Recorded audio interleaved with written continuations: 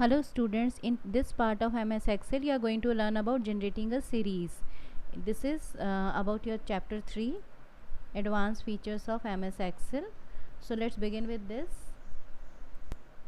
This is nothing but your autofill function serial number. Suppose I want to fill automatically, so I will write the first number, second number, select these first two numbers, and you can see a square dot here. Place the mouse pointer over it and drag it up to where you want to fill it. I want up to 20, so I have stopped here.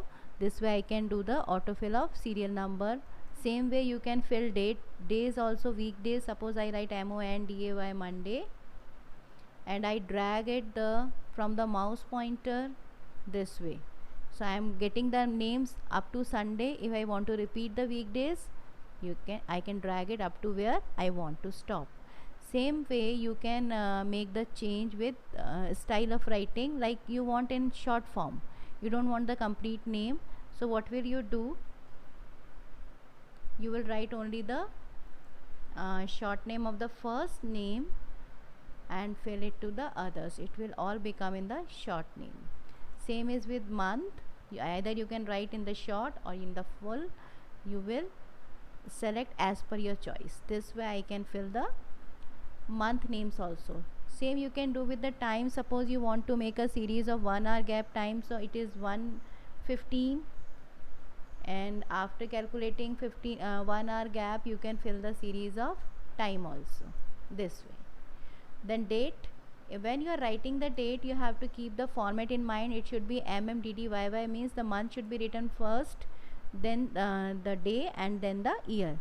So today is 31st July, so I will write 31 7 sorry I will write month first, so I will write 7/31/2020,